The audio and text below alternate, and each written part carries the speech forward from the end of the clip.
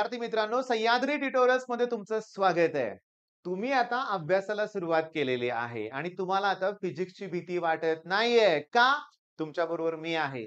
मी तुम्हाला सांगू का माझ्या अनुभवातून, की अभ्यास कसा केला पाहिजे या स्टेजला. पण कुणी ज्यांनी आतापर्यंत काहीच केलं नाही, पण करायची आता इच्छा निर्माण झालेली आहे, अशाच मुलांसाठी आपला तो व्हिडिओ होता. कोणता व्हिडिओ?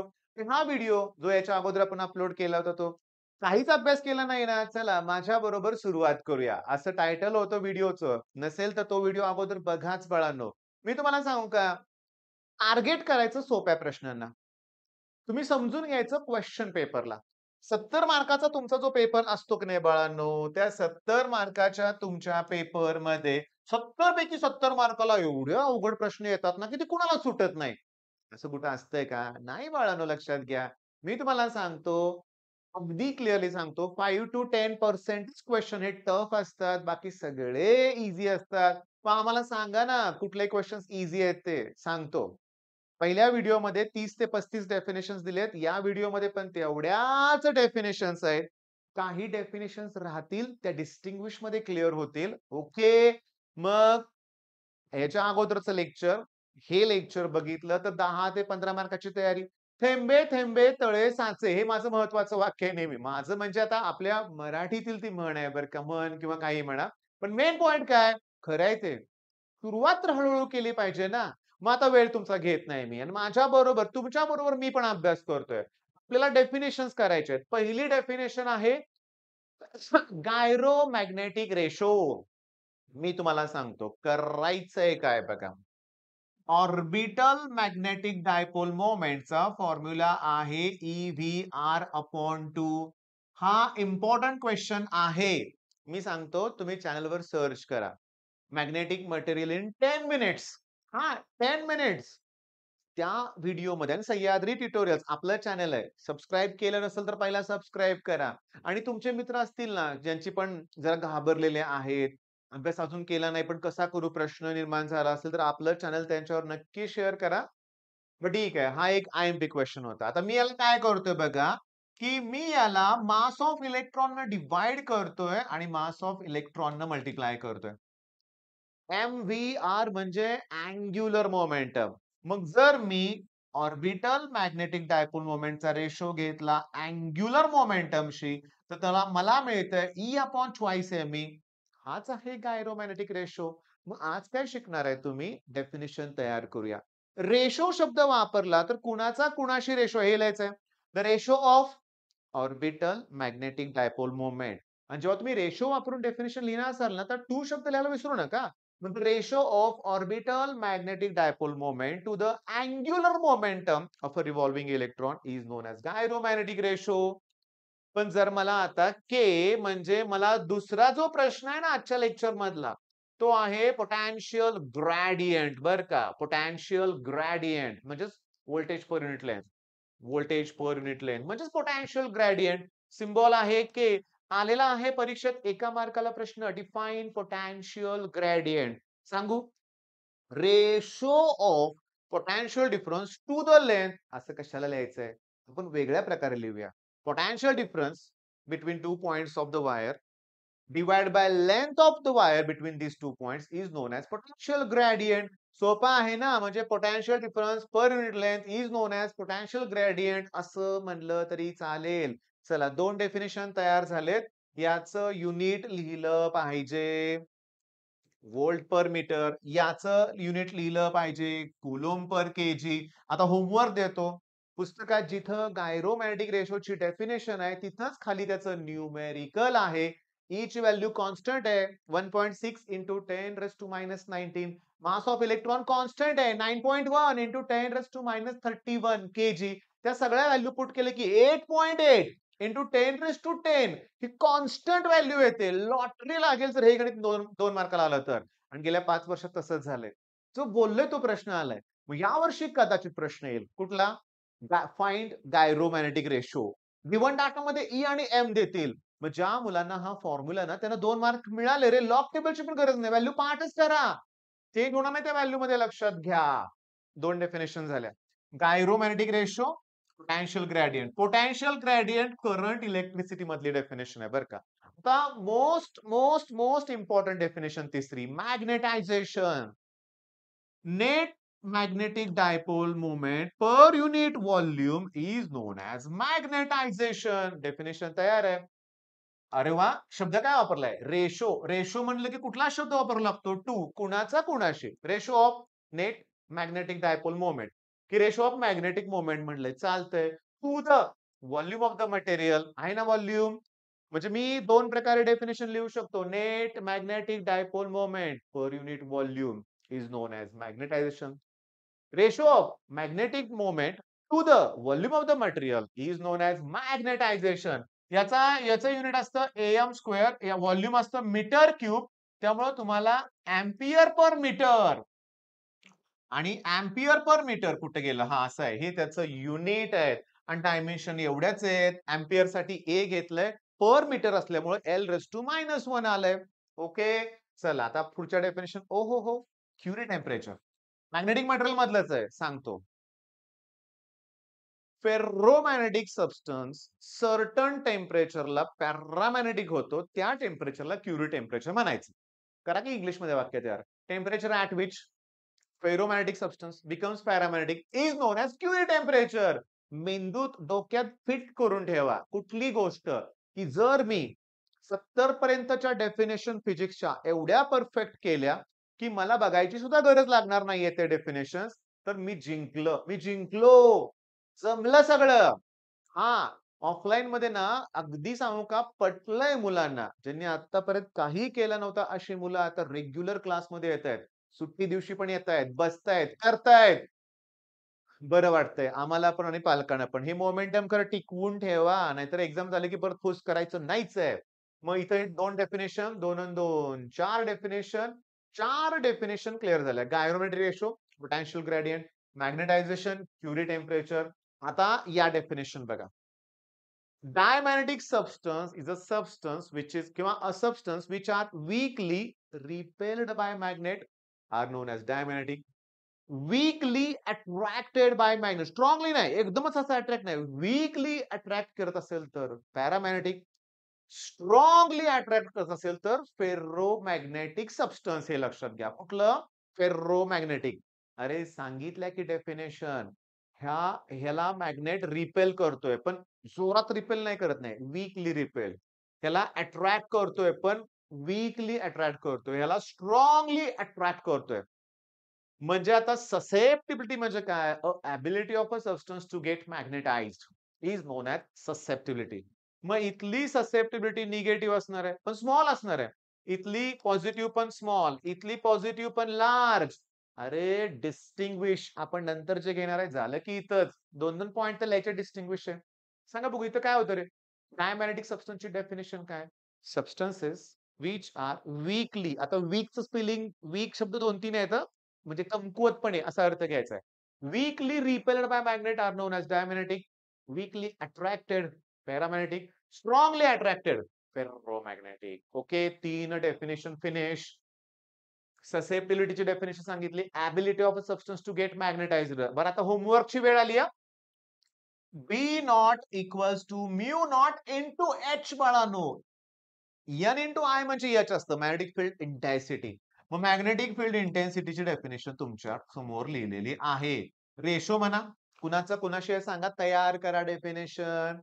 याच्याशी रेशो म्हणजेच मॅग्नेटिक फील्ड इंटेन्सिटी. बरं का, लक्षात घ्या. मॅग्नेटिक फील्ड इंटेन्सिटी त्याचं युनिट असतं अँपियर पर मीटर. बरं का, कारण हे एन म्हणजे number of turns per unit length असतं. आय म्हणजे करंट म्हणजे अँपियर, पर युनिट लेंथ म्हणजे अँपियर पर मीटर येणार आहे. ओके, चला पुढच्या डेफिनेशन. ईएमआय आणि एसी सर्किट कडे गेलो आपण. बरं का, लक्षात घ्या. फेजर आला एका मार्काला. A rotating vector that represent a quantity varying sinusoidally म्हणजे wave with time is called phasor आणि diagram is known as phasor diagram. जर तुम्ही इलेक्ट्रिकल इंजिनिअरिंगला ऍडमिशन घेणार असाल ना, तर नुसत्या फेजर डायग्राम. जर तुम्ही इंजिनिअरिंगला ऍडमिशन घेणार असाल तर तुम्हाला बेसिक इलेक्ट्रिकल इंजिनिअरिंग नावाचा सब्जेक्ट येणारच आहे. कॉलेजनुसार सिलेबस थोडा चेंज होईल, पण फेजर डायग्राम येणारच. त्याच्यावर सगळं कॅल्क्युलेशन असतंय. मग म्हणजे हा एक व्हेक्टर आहे, रोटेटिंग व्हेक्टर आहे. तो त्या क्वांटिटीला रिप्रेझेंट करतोय, जी व्हॅरी होते विथ टाईम, ते पण सायन्यूसॉइडली. ओके. ओके. फेव्हरेट क्वेशन 7 ते 8 वेळा रिपीट झालेत. हा इंडक्टर, हा कॅपॅसिटर आणि हा रेझिस्टर. हा इंडक्टर, या इंडक्टरचा जो रेझिस्टन्स असतो ना, त्याला म्हणायचं इंडक्टिव्ह रिएक्टन्स. याच्या रेझिस्टन्सला म्हणायचं कॅपॅसिटिव्ह रिएक्टन्स. याच्या रेझिस्टरला आर म्हणायचं. ओके. आणि यांचा टोटल रेझिस्टन्सला जो असेल तो झेड म्हणायचा. डेफिनेशन सुरुवात करूया आपण. Inductive reactance. resistance offered by inductor is known as inductive reactance, किंवा resistance offered by inductor in AC circuit is known as inductive reactance. Resistance offered by capacitor is known as capacitive reactance. Total resistance offered by inductor, capacitor and resistor is known as impedance. 3 definition झाल्या. मी सांगू का तुम्हाला 3, 4, 5, 6, 7, 8, 9, 10, 11, 12, 13 definition झाल्या. पण ह्या definition सोप्या होत्या आत्ताच्या, बरं का, लक्षात घ्या. तयार केल्या ना आपण किती easy. Resistance offered by inductor known as inductive reactance. Resistance offered by capacitor is known as capacitive reactance. Resistance offered by total resistance offered by inductor, capacitor आणि resistor is known as impedance. सोपं आहे. काढून बघा paper, 5-6 वेळा repeat questions आहेत. 3-3 मार्काला आणखी रे lottery. आता self इंडक्टन्सची definition सांगतो. करा की डेफिनेशन तयार. करा की डेफिनेशन तयार. करा. मी आपण या टाइपचे डेफिनेशन घेतलेत, सांगतो. Self inductance can be defined as ratio of EMF induced to the rate of change of current. To शब्द वापरला. ही पण डेफिनेशन आहे. Inductance can self-inductance can be defined as ratio of flux produced in the circuit to the current flowing through the circuit. Definitions फॉर्म्युलावर based आहे. Okay. मग चला. Mutual inductance, त्याची definition EMF induced in the secondary to the rate of change of current in that circuit. आता जरा transformer. Step up transformer असतो जो voltage वाढवतो. स्टेप डाउन ट्रान्सफॉर्मर असतो जो कमी करतो. मग ट्रान्सफॉर्मरची हीच डेफिनेशन आहे. अ ट्रान्सफॉर्मर हा एक डिव्हाइस आहे which is used for changing the voltage of the AC current from low to high किंवा हाय टू लो. पण उलट लिहायच्या ऐवजी आपण वाईस वर्सा असं लिहू शकतो. लक्षात घ्या. ट्रान्सफॉर्मर म्हणजे काय कळालं का? अ डिव्हाइस आहे which is used to increase the voltage in AC circuit or decrease. Increase or decrease म्हणूया आपण. म्हणजे device with for changing the voltage of alternating current from low to high और हाय टू लो म्हणा तरी चालेल. आता थोडस fast होतंय बरं का माझ्याकडून. पण असू दे, काय हरकत नाही. दनादन सांगतो. या सगळ्या डेफिनेशन ॲज अ होमवर्क आहेत. आयसोटोप, आयसोबार, न्यूक्लिअर फ्युजन म्हणजे 2 छोटे ॲटम एकत्र येऊन मोठा तयार होणार. फिशन, एकाचं ब्रेक होऊन छोटे तयार होतील म्हणूया आपण. आयसोटोन, होमवर्क, हाल्फ लाईफ, होमवर्क आहे लक्षात घ्या. आणि हे ना 11th मध्ये पण झालं होतं बरं का. स्ट्रक्चर ऑफ ॲटम मध्ये झालं होतं. आयसोटोप, आयसोबार 8th स्टँडर्ड मध्ये पण झालं होतं. त्याच्यानंतर रेडिओ केमिस्ट्री मध्ये झालं होतं ना. आणि ह्या टॉपिक मध्ये पण आहे. Structure of atom, molecules, nuclei. चला मी तुम्हाला दाखवतो. हे एक गेट आहे. ओके. हे एक लॉजिक गेट आहे. ओके. थांबा. हे एक गेट आहे म्हणूया आपण हां. तुम्ही कॉमन काय गोष्ट बघितली का? ह्या सगळ्यांना आउटपुट एकच आहे. पण इनपुट एक किंवा एक पेक्षा जास्त आहे. लॉजिक गेट म्हणजे डेफिनेशन काय? Electronic circuit having one or more input but only one output is known as logic gate. परीक्षेत प्रश्न आला की तुम्हाला मी आठवलं पाहिजे. हां, आणि ह्या डायग्राम आठवल्या पाहिजेत. असा अभ्यास पाहिजे रे. मग सरांनी शिकवलं होतं काय? की लॉजिक गेट हे इलेक्ट्रॉनिक सर्किट्स आहेत, की ज्याचं आउटपुट एकच असते. इनपुट मात्र एक किंवा एक पेक्षा जास्त असतील. मग electronic circuit having one or more than one input but only one output is known as logic gate. Transistor नावाचे एक कन्सेप्ट आहे बरं का, की त्यात इमिटर, बेस आणि कलेक्टर असतो बरं का. इमिटर, बेस आणि कलेक्टर. सेमीकंडक्टरचा पार्ट आहे ना. मग ऑब्व्हियसली सेमीकंडक्टरमध्ये एक तर ट्रायव्हॅलेंट इम्प्युरिटी किंवा पेंटाव्हॅलेंट इम्प्युरिटीचं डोपिंग केलेलं असतं. इमिटर हा हेवीली डोप्ड असतो. आठवलं पाहिजे. इमिटर हा हेवीली डोप्ड असतो. म्हणून त्यातनं करंट सगळ्यात जास्त फ्लो होतो. बेस हा लाईटली डोप्ड असतो. लाईटली डोप्ड तेव्हा सगळ्यात कमी करंट बेसमध्ये. मग कलेक्टर हा मॉडरेटली डोप्ड असतो. आणि पी-वाय-क्यू शोधा. 21च्या अगोदरच्या बघा. सेमीकंडक्टर जुना टॉपिक आहे त्यामुळे अगोदरपासूनच्या सगळ्या पी-वाय-क्यूज बघायच्या बरं का. तर लक्षात घ्या. हेवीली डोप्ड कोण आहे? इमिटर. मग ऑब्व्हियसली इमिटर करंट हा कलेक्टर करंट आणि बेस करंटची ॲडिशन असणार. सिंपल लॉजिक आहे रे. जो हेवीली डोप्ड आहे ना, त्यात करंट जास्त आहे ना, मग तो करंट उरलेल्या दोघांची ॲडिशन येणार आहे ना. ओके. प्रत्येकाला कलेक्टर करंटनं डिव्हाईड करा. याला कलेक्टर करंटनं डिव्हाईड करा, याला कलेक्टर करंटनं डिव्हाईड करा आणि याला सुद्धा कलेक्टर करंटनं डिव्हाईड करायचं.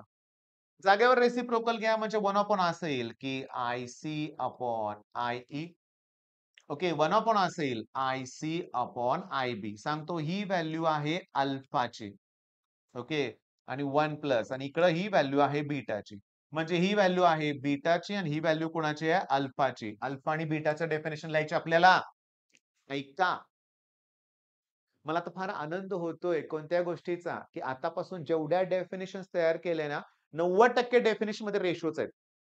Ratio of collector current to the base current is known as beta. Ratio of collector current to emitter current is known as alpha. सांगा हेवीली डोप्ड कोण असतो? इमिटर ना. मग इमिटरचा करंट जास्त आहे. मग अल्फाची व्हॅल्यू लेस दॅन 1 येणार. लॉजिक.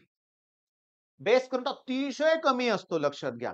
कलेक्टर हा मॉडरेटली करंट. मग मोठं करंट आहे बेसपेक्षा. मग मोठ्याला एकदम छोट्या व्हॅल्यूने डिव्हाईड केलं की आन्सर मोठं येणार. म्हणजे बीटाची व्हॅल्यू जास्त असते. 90, 100 येईल बीटाची व्हॅल्यू. पण अल्फाची व्हॅल्यू लेस दॅन 1. अरे व्हिडिओ पॉज करा, लिहून घ्या. नुसते स्क्रीनशॉट काढत बसू नका. ठीक आहे. हे पण झालं, हे पण झालं. एल-ई-डी डायोड आहे ना. डायोड ही डेफिनिशन आहे. इथं डेफिनिशन आहे 2 शब्दात, 3 शब्दात. एल म्हणजे कोण? लाईट. ई म्हणजे काय? इमिटिंग. डी म्हणजे कोण? Diode. A diode which emit light when it is forward biased is known as LED. So simple. A diode which emit light when it is forward biased is known as light emitting diode. म्हणजेच काय सांगा? LED. आजचा video लवकर संपतोय असं वाटतंय लक्षात घ्या. एकदम सिंपल वाटायला लागलंय कारण तुमचा अभ्यास व्हायला लागलाय. स्टार्टलाच मी तुम्हाला बोललो होतो. कॉन्फिडेंटली करा हे परीक्षेत आले. पण असा येईल प्रश्न व्हॉट इज एलईडी आणि एक्सप्लेन काहीतरी विचारतील. पण आपण एलईडीचा 1 मार्क का सोडायचा? व्होल्टेज रेग्युलेशन सांगतो. स्टॅबिलायझर म्हणतो ना आपण तसं. झेनर डायोड वापरतात व्होल्टेज रेग्युलेटर म्हणून. मग याची डेफिनिशन कशी तयार करायची? करूया आपण. Voltage regulation is a process in which we get constant output voltage regardless the value of input voltage. हां, तुम्ही फ्रिजला अगोदर बसवताय. आता इनबिल्ट असतं तर बऱ्यापैकी इलेक्ट्रॉनिक डिव्हाइसेस मध्ये. पण पूर्वी तसं नव्हतं. व्होल्टेज रेग्युलेटर, स्टॅबिलायझर वेगळा असायचा. तो काय करायचा, की इनपुट व्हेरिएशन किती येऊ दे. तुमच्या मशीनला तो फ्रिज असू दे, टीव्ही असू दे, काय असू दे. जे पाहिजे तेवढंच आउटपुट व्होल्टेज देणार. आलं का डोक्यात तुमच्या? म्हणजे असं कशी डेफिनिशन तयार करूया? Regulation is a process in which we get constant output voltage regardless the value of input voltage. Okay. चला मग 1, 2, 3, 4, 5, 6 डेफिनिशन झालं होत आलेलं आहे. शंट म्हणजे काय रे? सांगतो. हा गॅल्व्हॅनोमीटर आहे. जर या गॅल्व्हॅनोमीटरला मी जर एक लो व्हॅल्यू रेझिस्टर पॅरलल मध्ये जोडला, की तो अॅमीटर मध्ये कन्व्हर्ट होतोय आणि तो जो रेझिस्टन्स आहे त्यालाच शंट म्हणायचं. Shunt is a low value resistor which is connected across किंवा parallel म्हणा coil of galvanometer so that we can convert it into ammeter is known as shunt. Video reverse घ्या. 10 सेकंदाने 15 सेकंदाने परत परत ऐका माझं मगाचं म्हणलेलं वाक्य आणि तयार करा डेफिनेशन. चला आता पटापटा होमवर्क सांगणार आहे. बेंडिंग ऑफ लाईट म्हणजे डिफ्रॅक्शन. रॉन of a diffraction, Fresnel diffraction. Source कुठे आहे त्याच्यावर त्याची डेफिनेशन डिपेंड आहे. त्याच्यानंतर मी तुम्हाला सांगतो फोटो इलेक्ट्रिक करंट. म्हणजे फोटो सेन्सिटिव्ह मटेरियलवर एक सर्टन फ्रिक्वेन्सीपेक्षा जास्त फ्रिक्वेन्सी असणारी लाईट इन्सिडेंट झाली, त्यातनं फोटो इलेक्ट्रॉन्स एमिट होतात. या इफेक्टलाच फोटो इलेक्ट्रिक इफेक्ट म्हणायचं आहे लक्षात घ्या. आणि त्यात जो करंट जनरेट होतो तो photo electric current. Eddy current आता हे टॉपिक वेगळा आहे बरं का magnetic effect of electric current मध्ये. ईडी करंट म्हणजे काय की करंट कॅरिंग कंडक्टर जर मॅग्नेटिक फील्ड मध्ये ठेवला तर इलेक्ट्रॉन सर्क्युलर मोशन मध्ये मूव्ह होतात व्हर्लपूल प्रमाणे आणि तोच आपला ईडी करंट आहे. त्यात हीट जनरेट होते. तेव्हा इंडक्शन फर्नेस मध्ये त्याचा वापर होतो. अशा रीतीनं हा व्हिडिओ पण आपण एंड केलेला आहे. डेफिनेशन्स आहेत किती मोजूया आपण. 2, 3, 4, 5, 6, 7, 8, 9, 10, 11 त्याच्यानंतर 12, 13, 14, 15, 16, 17 ट्रान्सफॉर्मर 18, 19, 20, 21, 22, 23 डेफिनेशन 24, 25, 26, 27, 28, 29, 30 डेफिनेशन 31, 32 के ची व्हॅल्यू 33. मग 33 डेफिनेशन मला आता नाही भीती वाटत कुणाची. मी केले डेफिनेशन. काल 35 केलेत, आज 33 केलेत. 68 झाले. राहिलेत. हार्मोनिक्स, ओव्हरटोन अशा डेफिनेशन्स राहिल्या असतील. डिस्टिंग्विश मध्ये क्लिअर होणार आहे. फ्रेझनेल, फ्रॉनॉफर पण डिस्टिंग्विश आहे. स्ट्रीमलाईन फ्लो, टर्ब्युलंट फ्लो पण डिस्टिंग्विश मध्ये येणार आहे. एमीटर, व्होल्टमीटर नेक्स्ट लेक्चर बघायला विसरू नका. डिस्टिंग्विशचा प्रश्न तुम्हाला मिळणार आहे. पण अभ्यास करताय का? करत असेल तर कमेंटमध्ये सांगा ना, हा चाललाय छान अभ्यास म्हणून. एवढा शेवटपर्यंत व्हिडिओ 20 मिनिटाचा बघून तुम्ही कमेंट करताय तर ग्रेट आहात तुम्ही. आपल्याला यश मिळालेलंच आहे. मग आता कसाही कुठलाही विचार न करता छान अभ्यास करा. All the best.